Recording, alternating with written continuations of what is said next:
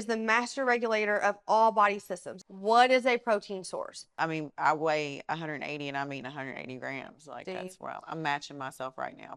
Then that sets your day on fire from a metabolic standpoint. Man, I just crave sugar. I want this, I want that. You ain't need no You're protein. not, there's no way.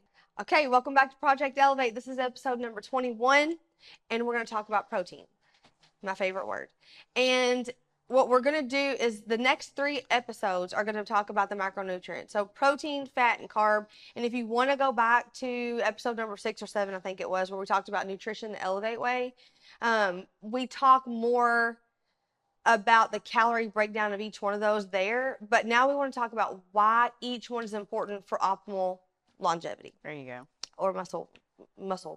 The key to everything that we do here at Elevate is for muscle preservation, growth, because we believe that muscle is the organ of longevity. It is. Shout out to Dr. Lyon. It is. It really is. You know, the funny thing about that is, we love Dr. Lyon, but I feel like I didn't know much about her until probably the last 6 months or so. I started following her on Instagram, and then we went to See what she does conference. and Yeah. stuff. And I'm like, this is what I've been saying, I feel like, for 2 years, but I don't know. I mean, it's even what she preached there. She's like, we don't preach weight loss. We preach muscle preservation. Yeah. She was like, don't focus on weight loss. Focus on muscle. And not what you have to lose, but what you have to gain. Yeah. So protein is the essential macronutrient that you need to build the muscle. So what is protein? It's definitely more than just a macronutrient. Our show notes didn't print off today, so you'll see our computers on here. So you'll see me reference that quite a bit. Protein provides structure, and it is the master regulator of all body systems. It's how our cells communicate to each other. If we do not have enough protein on board, cell-to-cell communication, energy production within our cells cannot happen. So the other thing is 40% of our body is protein. So this is our skin, our bones, our ligaments, liver, brain, all of our organs, they contain protein. That's what makes them up.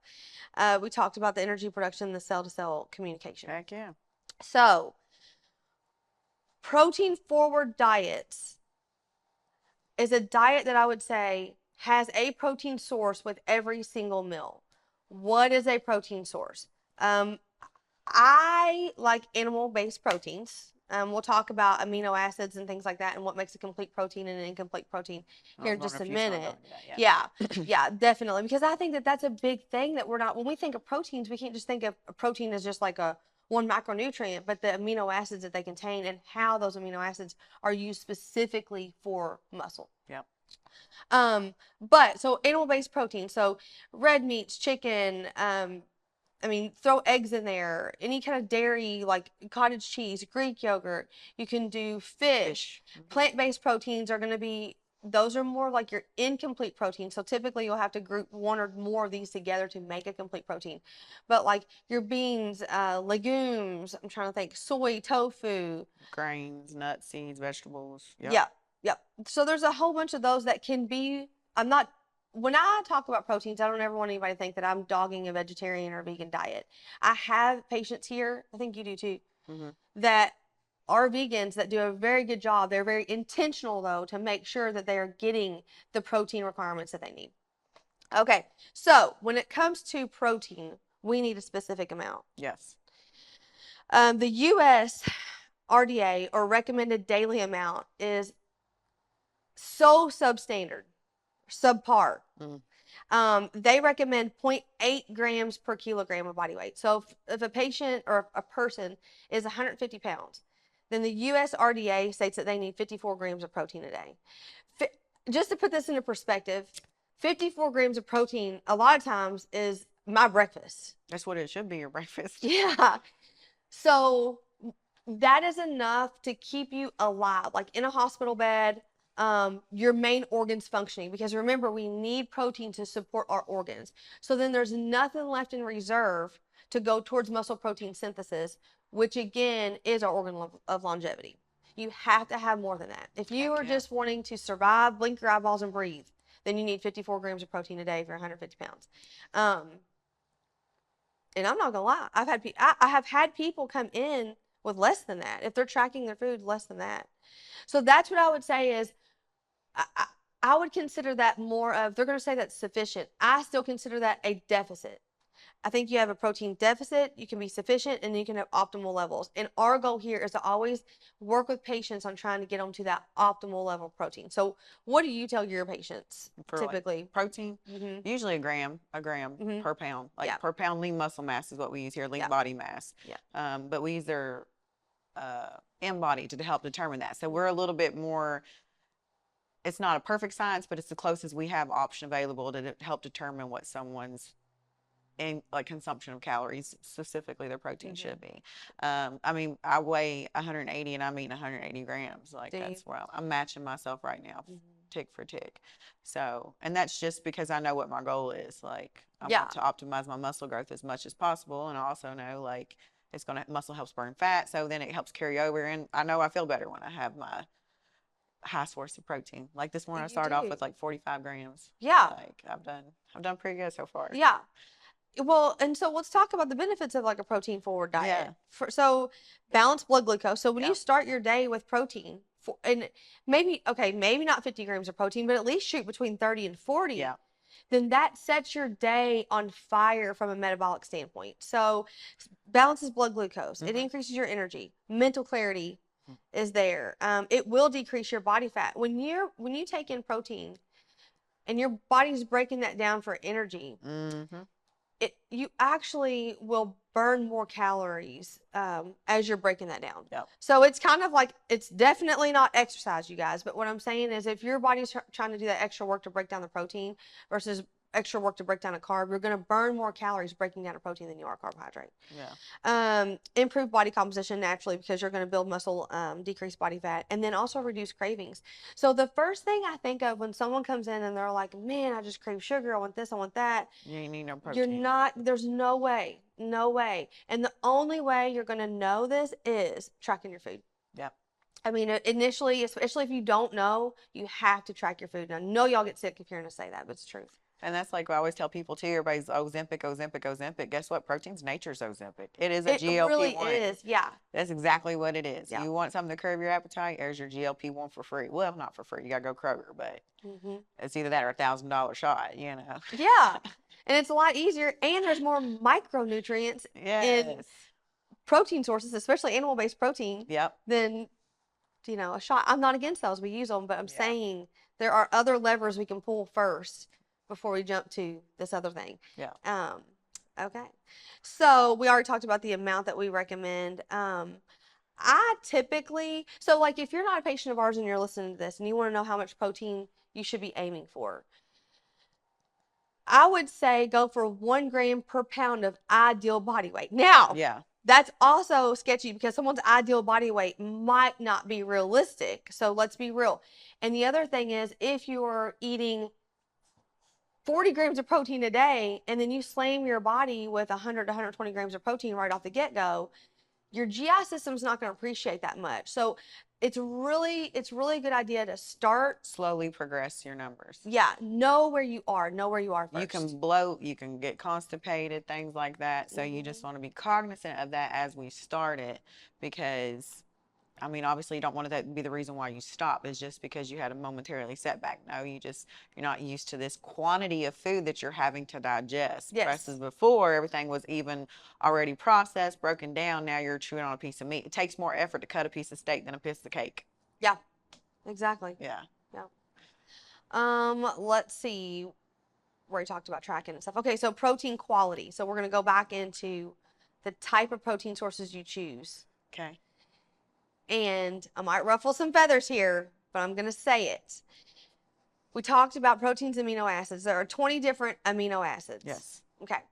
9 of those are essential. Yes. Meaning our bodies don't make them. Our bodies are crazy. They have the ability to make, sorry, am I messing up that mic? Okay, I touched it. Our bodies have the ability to make 11 of these amino acids. 9 of them, we have to get them through our diet. So I'm going to break that down even further because it's going to be a little bit to muddy the waters a little bit more.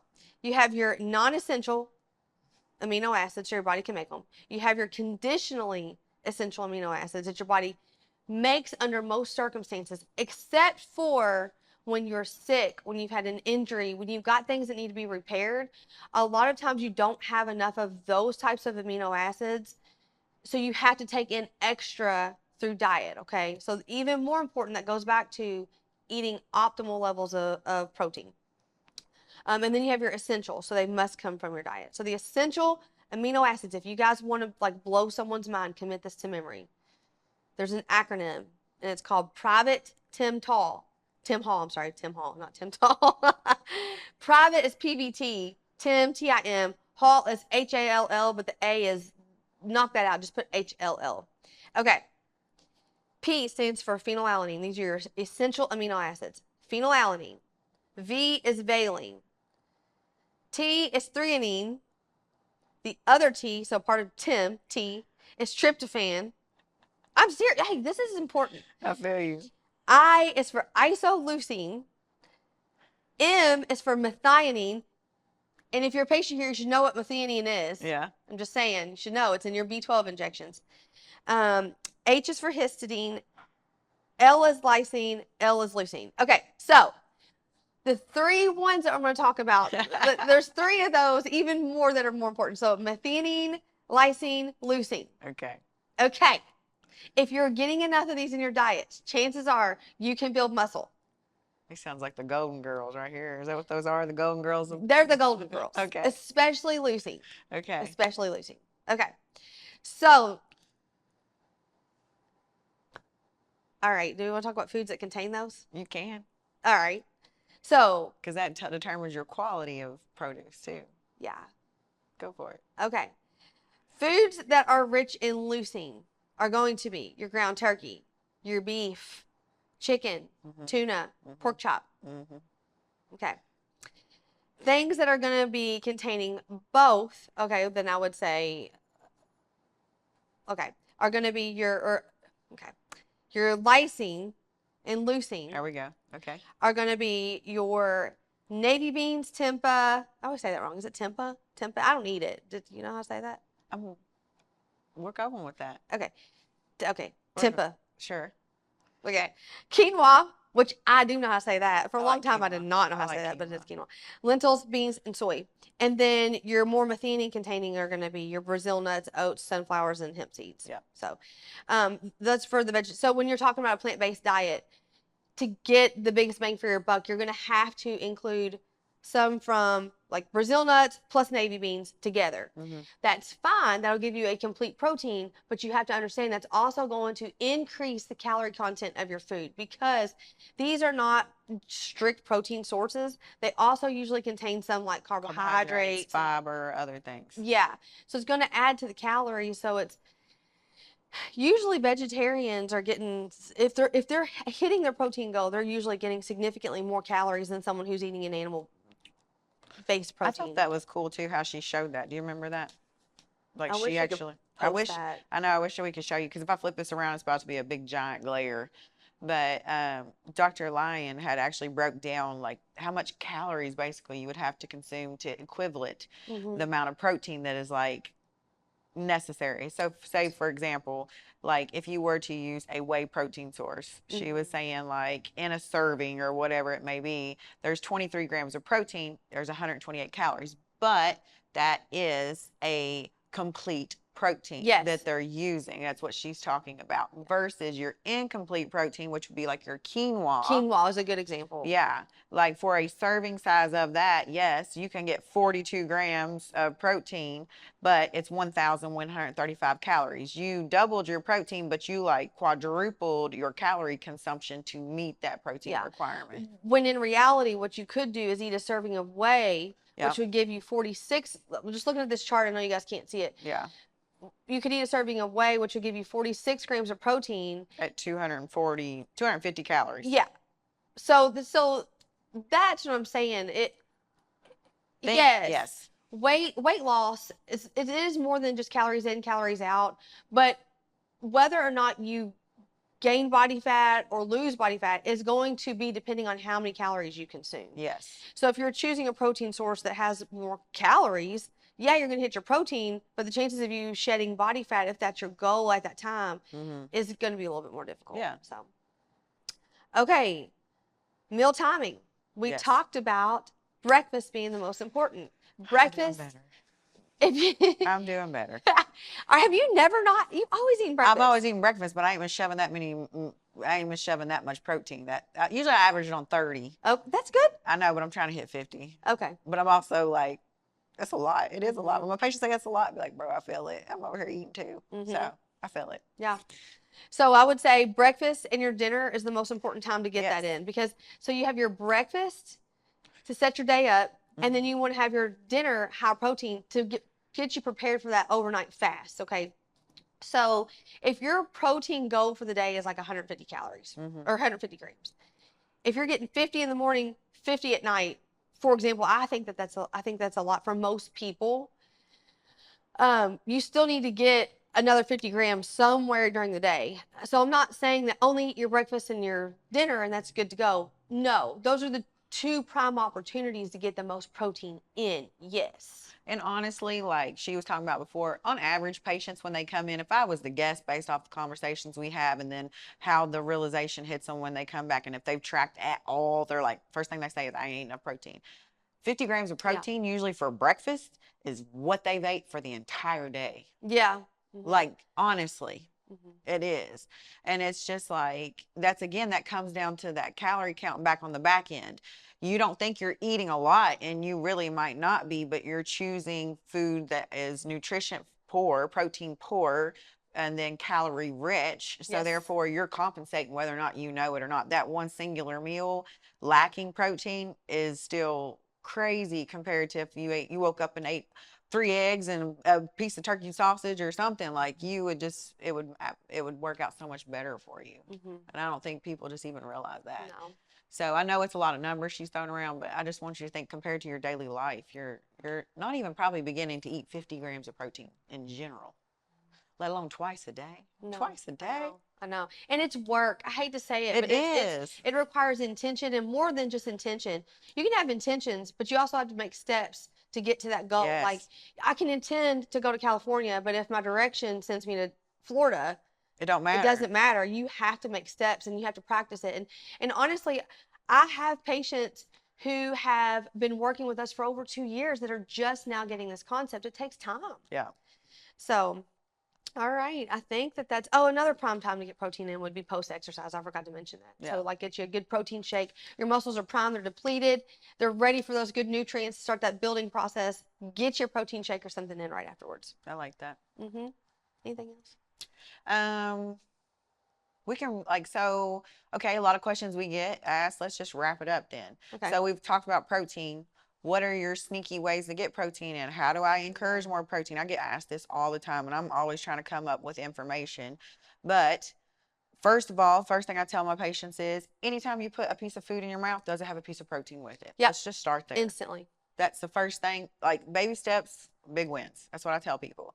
Second of all, something else I've learned, I sneak it in other ways. So like, I use protein rich pastas. I try to substitute things, like, again, there's different qualities of protein, but if we're just working on, first step is increasing protein. Okay. I use protein based pasta, like Berea protein pasta. A lot of my sauces, I'll blend in cottage cheese. It's got a good amount of protein in it. It doesn't really have a flavor. You can season it as as free. It's just a base. It's a texture. It's a blend. What's some tricks you do for protein? Egg whites. Egg whites. I add egg whites to almost everything. Egg whites, everything. Yeah. I add them to my protein shake. Sometimes I just drink them. She's a thug. But I do. I add them to everything. A little texture. Egg whites. I keep chicken shredded up. I can add chicken to pretty much anything. I think of things that are so basic that you can add to any meal to get that protein. I always prep my proteins. Yeah. And I bring my lunch pretty much all the time to work, and I've always had a protein source prepped, and then I just add whatever to it. I do eat not the cleanest protein sometimes. We talked about that, but you're working on it. I am cognizant of it. However, when you're trying to consume a large amount of quantity of protein, chicken breast, you just get tired of them. So you got to find other things. So like, when I'm looking at things, I do supplement with like protein chips and then protein pastries. If I do have a sweet tooth, I'll make a protein donut, or I'll make Greek yogurt, and I'll mix like sugar-free chocolate pudding mix and stuff in it, and make me like a little Fiber One brownie bash situation. But when I'm looking at my back of my label, a sneak that I always tell my patients is something helps me is I look at my protein to carb ratio. Are they Yes. super far apart? Yeah. Or are they super close together?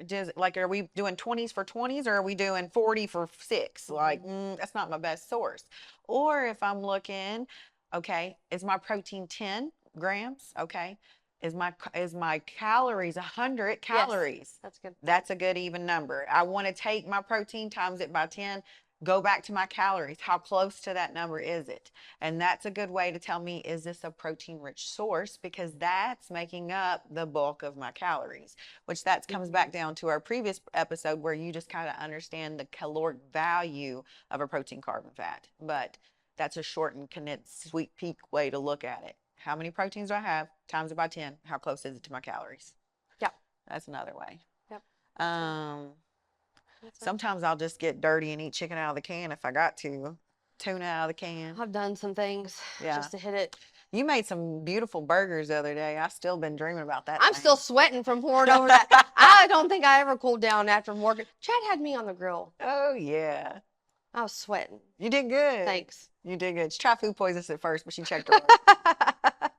It was good though. That's something like, that's an easy way to get protein. Go get, small community. Go to your local farmer. Go to your local butcher. Do something like that. It's good quality protein if you know where it's coming from, and it's a complete protein. It's a protein source from an animal. Yeah, she is. Yeah, I can do the pellet grill. You don't want me on a regular grill. I'll burn it every I need time, to but the slap your pellets are good. mama's seasoning or whatever that thing was. Yeah. What was that seasoning called? It's coffee something. Oh, it was fire. That little burger melted in my mouth. All right. Next up is carbs. Woo woo. And I think that's it. All right. Catch you next time.